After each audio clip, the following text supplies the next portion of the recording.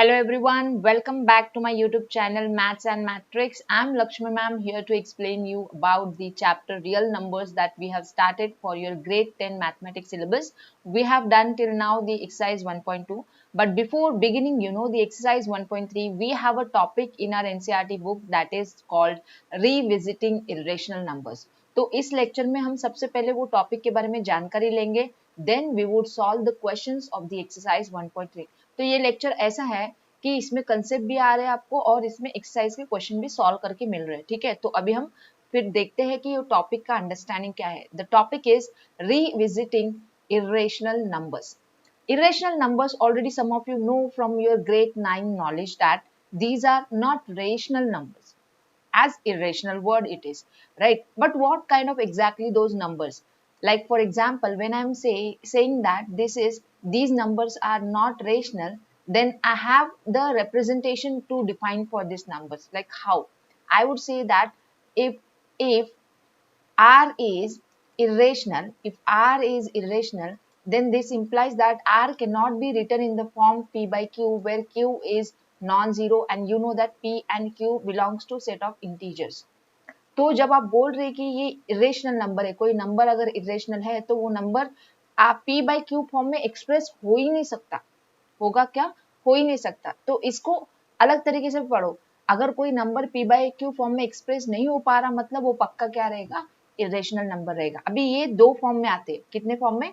दो फॉर्म में. इसका पहला फॉर्म नंबर 1 होता है जिसको हम बोलते हैं नॉन टर्मिनेटिंग. क्या बोलेंगे? Non terminating form. ठीक है, और जो इसका दूसरा फॉर्म होता है उसको हम बोलते हैं सर्ड फॉर्म. ठीक है, ये है हमारा form number 2. Okay, the number form. तो अभी नॉन टर्मिनेटिंग मतलब कैसे? फॉर एग्जाम्पल मैं यहाँ पे आपको देती हूँ, समझो 1.231567 randomly digits are non terminating. They are not reoccurring. Reoccurring किस में आता? हमारे रेशनल में आता. बट यहाँ पे सिर्फ non terminating. The digits pattern would be always different.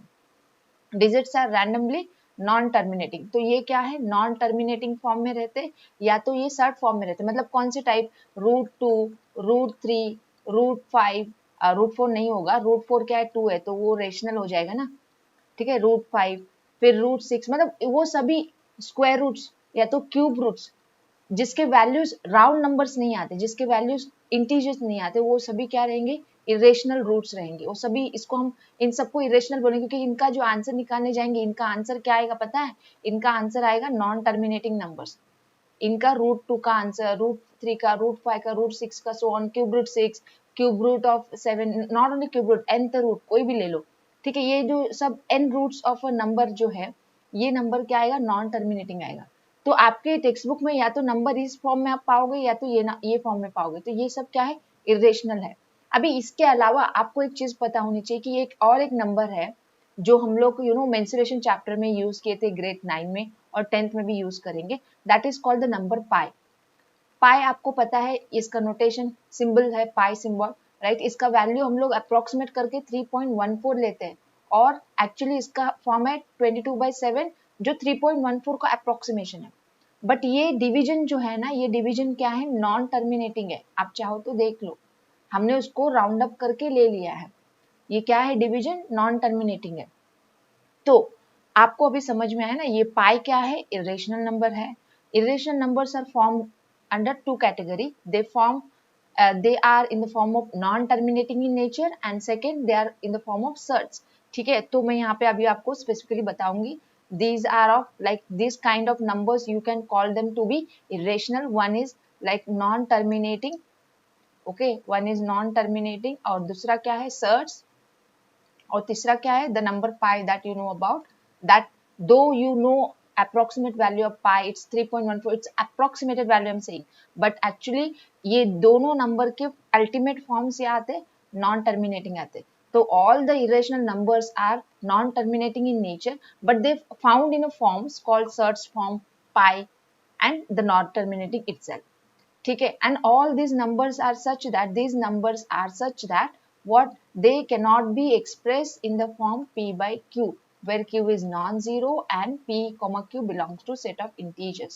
हो गई बात. अभी आप बोलोगे, आप तो डायरेक्ट बोल रहे हो, फिर प्रूफ कहाँ है? तो प्रूफ हम करेंगे, हमारी एक्सरसाइज ही वही है कि जहाँ पे हमें प्रूव करना है कि गिवन नंबर इरेशनल है कि नहीं प्रूव करो।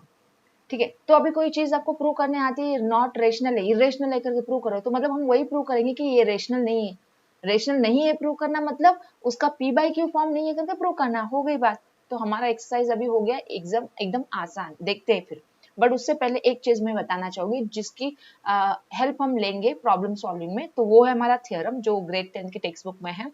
तो वो थ्योरम यही टॉपिक के अंडर में आता है। So let me elaborate that theorem for you. Right, revisiting irrational number में हमारे पास एक थ्योरम भी है जो कहता है कि अगर if p is a prime, if p is a prime and it divides, p is a prime divides a square, then it is true that then p must divide a also। आप इसको proof तो आपको exam में नहीं आता, but आप इसको ध्यान में रखने के लिए आप वेरिफिकेशन कर लो। आपके पास नंबर्स है in hand, p is a prime, समझो मैं ले लेती हूँ 2, p divides some certain a square, आपको पता है p 2 divides 2 square that is 4, right, ये p तो मैंने प्राइम ले लिया, ठीक है। 2 डिवाइड्स 4 आपको पता है, तो 2 डिवाइड्स 2 भी तो है ना, 2 divides 4 also implying that 2 divides 2, है ना। और एक एग्जांपल ले लेते हैं, 3 प्राइम 5 लेते हैं। प्राइम 5 किसको डिवाइड करता है, एक स्क्वायर नंबर में ले लो, ये तो ऑल डिजिट जिसके यूनिट प्लेस पे 5 रहता है उससे डिवाइड, उसको डिवाइड करता है। 5 divides you know it's 25 which is you know 5 square, तो ये बता रहा ना 5 डिवाइड्स 5 भी तो है।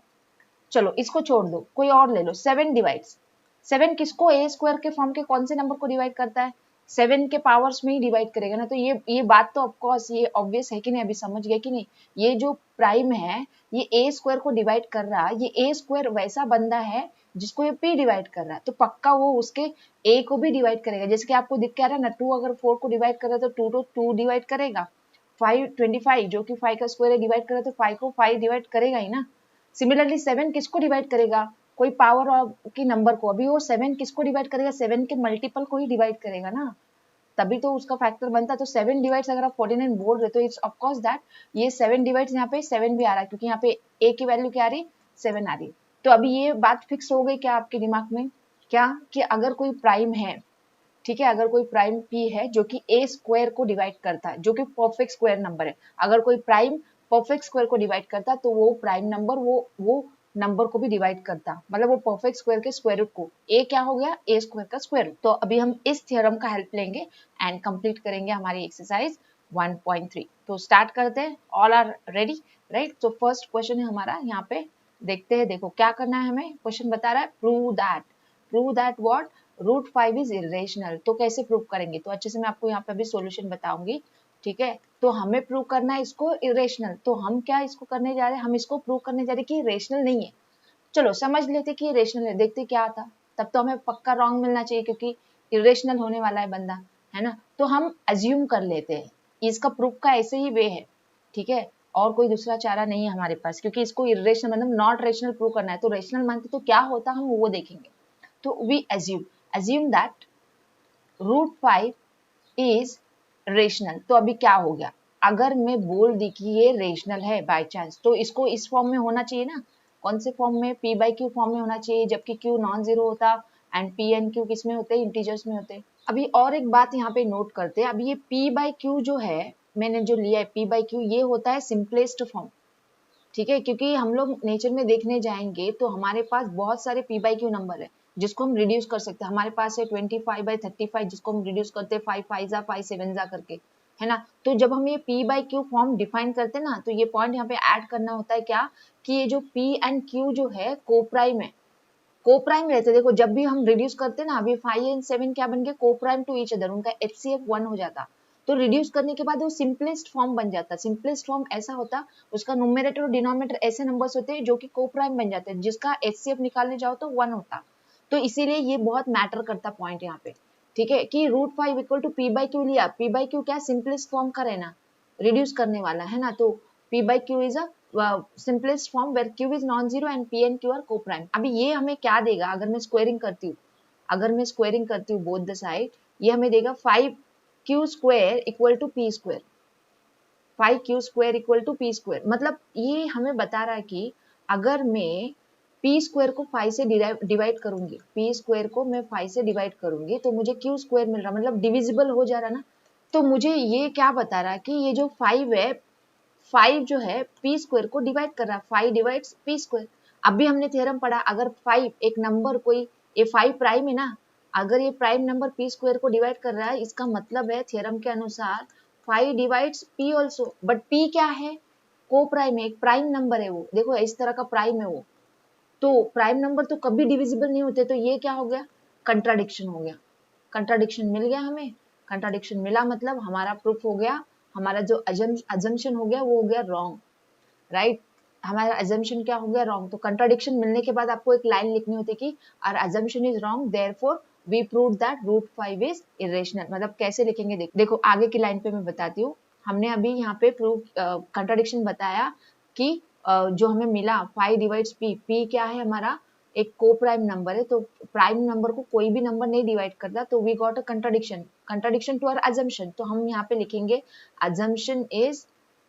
assumption is wrong। अगर assumption wrong है मतलब क्या सही है, p this our number root 5 is not equal to p by q where q is non-zero and p and q are co-prime। तो ये बात सही नहीं है, अगर ये सही नहीं है इसका मतलब क्या हो गया, रूट 5 is irrational। और ये कंप्लीट करता है आपका proof of the first question.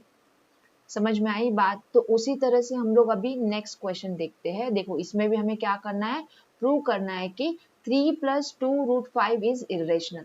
Same method approach हमारा रहेगा, सेम अप्रोच हमारा रहेगा।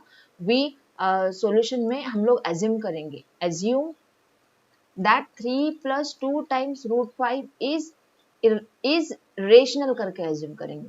और रेशनल जब भी बोलेंगे उसका डेफिनेशन क्या लिखेंगे हम, कि 3 + रूट 5 को अभी ले लेते a by b फॉर्म में, चलता ना, p by q बोलो a by b बोलो, दोनों का मतलब सेम ही होता।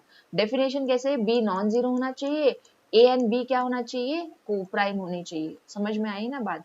तो यहाँ पे अभी इसको सॉल्व करो, 3 को उस साइड में भेज दो, 2 root 5 equal to a by b minus 3 आ रहा, जो कि हमें दे रहा a minus 3b by b। ठीक है, तो हमें आ रहा रूट 5 इज इक्वल टू क्या, a minus 3b by 2b। अभी इस पे गौर करना है आपको, ये इक्वेशन सही है क्या, इसको देखो अच्छे से। इसका लेफ्ट हैंड साइड क्या है, रूट 5 है, रूट 5 को हमने अभी प्रूव किया, ये बंदा क्या है, रूट 5 इरेशनल है। तो राइट हैंड साइड का क्या है, रेशनल है, ए एंड बी नंबर्स है, रेशनल नंबर्स, इनका पूरा रेशनल नंबर आ रहा।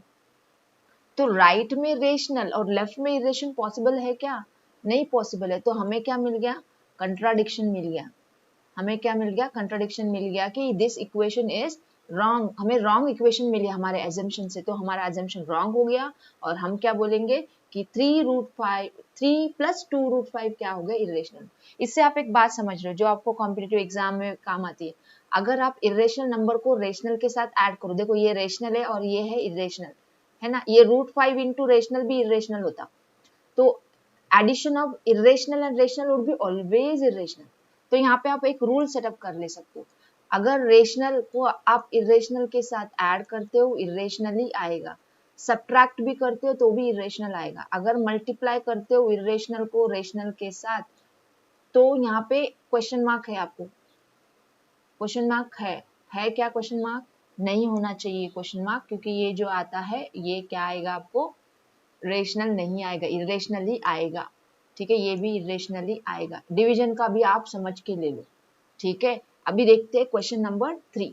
Prove the following are irrationals. तो हमारे पास है टोटल 3, तो यहाँ पे मैं अभी डिस्कस करने जा रही हूँ पहला क्वेश्चन कि ये 1/√2 क्या है, इरेशनल है। तो हम क्या करेंगे, एज्यूम करेंगे, है ना, एज्यूम 1/√2 इज नॉट इरेशनल। मतलब हम एज्यूम क्या करेंगे, इज रेशनल करके एज्यूम करेंगे। क्या एज्यूम करेंगे, इज रेशनल करके। ठीक है, तो अभी इसको रेशनल एज्यूम किया, मतलब मैं इसको लिख पाऊंगी कौन से फॉर्म में, a by b ले लो या तो p by q ले लो, आपकी मर्जी, where b should be non zero and a, b belongs to set of integers, है ना बात। अभी इसको सॉल्व करना, हम कैसे करेंगे सॉल्व, दोनों साइड स्क्वायरिंग कर लेंगे, तो b square equal to 2 times a square होगा, रूट 2 का स्क्वायर करेंगे तो क्या आता, 2 आता ना। तो अभी ये समझो, यहाँ पे हमें और एक चीज मैंने नोट नहीं किया, आप भी भूल गए, क्या है, a एंड b आर को प्राइम है, ठीक है, ए एंड बी आर को प्राइम है। अभी फिर से ये इक्वेशन को गौर करो, कौन किसको डिवाइड कर रहा, कौन किसको डिवाइड कर रहा। ये हमें बता रहा कि अगर मैं बी स्क्वायर को 2 से डिवाइड करूँ तो ए स्क्वायर आता, तो मतलब ये हमें बता रहा, क्या चीज बता रहा कि 2 डिवाइड्स बी स्क्वायर। तो इसका मतलब एज पर द थ्योरम 2 किसको डिवाइड करना चाहिए, 2 तो प्राइम है ना, 2 तो बी को भी डिवाइड करेगा, बट बी कौन है बंदा, बी कौन है, बी है अपना प्राइम। अभी बी प्राइम है तो उसको कोई भी बंदा डिवाइड नहीं करेगा ना, राइट। तो ये हमें मिल गया यहाँ पे कंट्राडिक्शन मिला। तो इसके आगे की लाइन क्या लिखोगे, आप खुद से समझ लोगे ना अभी कि assumption is wrong, therefore this 1/√2 is irrational। ठीक है, क्लियर है। अभी बढ़ते हैं और देखते हैं नेक्स्ट क्वेश्चन। देखो सेकंड की बात कर रहे हैं अभी हम, ठीक है, इसका सॉल्यूशन देखते हैं। यहाँ पे भी हमें प्रूव करना है इरेशनल, तो एज्यूम कर लो फटक से, एज्यूम दैट 7√2 इज रेशनल, ठीक है, इज रेशनल करके एज्यूम कर ले रहे। तो अभी इसको हम लिखेंगे 7√2 is equals to a by b, where b is non-zero, a b belongs to z, a and b are co-prime करके हम लिखेंगे, है कि नहीं बात। तो अभी इसको फिर से सॉल्व करना, कैसे करना हमने अभी प्रूव किया ना। अभी ये सम को कैसे करेंगे, देखो हमने अभी 1/√2 के बारे में पढ़ा है, ठीक है। तो इसको हम कैसे लिखेंगे, इसको हम लिख सकते हैं 7 into b is equals to a by √2, ठीक है। तो इसको हम लिख सकते हैं 7b by a is equals to 1/√2। अभी ये कंट्राडिक्शन है क्या, देख लो, कंट्राडिक्शन है क्योंकि हमारे पास लेफ्ट हैंड साइड में है रेशनल, राइट, और राइट हैंड साइड में है इरेशनल। पॉसिबल है क्या, not possible, not possible. Rational कभी भी इरेशनल के इक्वल नहीं होगा। और यहाँ पे आपको रीजन बताना रहता है कि 1/√2 क्या है, इरेशनल है, राइट। तो irrational is never equal to rational, so ये क्या हो गया, कंट्राडिक्शन हो गया। कंट्राडिक्शन मिला मतलब लिखेंगे assumption is wrong, assumption wrong हो गया मतलब क्या सही है, फिर 7√2 क्या है, इरेशनल है करके लिखना। आप समझ में आ रहे ना कंसेप्ट आपको अच्छे से। अभी देखते हैं लास्ट वाला, लास्ट वाला कैसे करेंगे, देखो फिर से एजम्पशन करेंगे हम सॉल्यूशन में करके 6 + √2 इज p बाई क्यू। वो लाइन अभी आप खुद से लिख सकते हो कि नहीं, assume 6 + √2 is rational where p and q belongs to z, q क्या होना चाहिए, non zero, and p and q are coprime होना चाहिए। और एक बात मैंने आपको ये बोला नहीं, ये क्यों नॉन जीरो क्यों लिख रही हूँ मैं, क्यों लिख रही हूँ, क्या आपको हिट हो रहा, मैं रीजन नहीं बताऊंगी, आपको समझ में आ रहा, सब आपको नहीं समझा होगा तो एक बार बता देती हूँ। आपको पता है 1/0 is not defined in mathematics. हम किसी नंबर को जीरो से डिफाइन कर सकते हैं क्या, नहीं कर सकते, और जीरो की डिविजिबिलिटी भी नहीं होती है। तो इसी कारण ये जब हम डिवीजन फॉर्म में लिख रहे हैं ना p बाई क्यू, तो q को नॉन जीरो बताना जरूरी है, इसीलिए हम लोग बार बार लिख रहे हैं denominator not zero not zero not zero करके। अभी समझ में आई बात। अभी देखो इसको भी कैसे करेंगे, इसको लिखेंगे √2 is equal to p by q minus 6, और इसको हम लिखेंगे √2 is equal to p minus 6q by q, और इसको लिखेंगे जिसके बारे में हमें पता है उसके फॉर्म में इन्वर्टेंडो करके 1/√2। अभी ये है, ये कौन है बंदा, रेशनल है, और राइट हैंड साइड वाला बंदा कौन है, इरेशनल है। इक्वल होगा क्या, नॉट पॉसिबल, नॉट पॉसिबल मतलब अजम्पशन हो गया रॉन्ग, अजम्पशन रॉन्ग मतलब what is this, 6 + √2 is irrational only। So with this we are done with the exercise 1.3 and we studied very important points कि irrational numbers क्या है, they are non-terminating, they are of the form surds, and they are what, they are also of the kind the symbolic numbers, that is pi, okay। And you also should remember that the way of proving the numbers are irrational, वहाँ पे हमें assumption करना होता है, assumption को wrong prove करना होता है। for that we studied a theorem that कि अगर कोई प्राइम नंबर एक स्क्वायर नंबर को डिवाइड करता है ए स्क्वायर को, तो वो प्राइम नंबर पक्का ए को भी डिवाइड करता है। तो वो थियरम के बलबूते ही हमने ये एक्सरसाइज कंप्लीट किया है। तो थियरम बहुत इंपॉर्टेंट है, ठीक है। तो आपके एग्जाम में आपको थियरम का स्टेटमेंट भी लिख के बताना रहता है कि ये रीजन है इसलिए हमने ऐसा किया, ठीक है। अभी आपको ये समझ में आया तो अभी आप क्या करेंगे, you take a notebook and pen, write the solution of each and every question in detail manner properly in your notebook, with that you will feel confident, ठीक है। क्योंकि कंसेप्ट समझना इंपॉर्टेंट है, लिखना तो कोई भी लिख सकता। You can create your solution in nicely with this steps, ये स्टेप्स तो रहेंगे बट थोड़ा सा एलाबोरेशन आप कर सकते हो, ठीक है। क्लियर है एक्सरसाइज, और एक्सरसाइज इंपॉर्टेंट है इरेशनल नंबर के बारे में, जो सीरियस टेरिटोरियल आर्मी जैसे एग्जामिनेशन में ऐसे सिंपल क्वेश्चंस आते तो उसके लिए आपको हेल्पफुल है, ठीक है। Hopefully the session is useful to you, and please do not forget to like the session if you found the content useful for you, and share it with your friends, and subscribe to the YouTube channel if you are not subscriber yet, for keep getting the similar content videos for your grade 10 mathematics content. Thanks for watching this video. I would meet you in the next.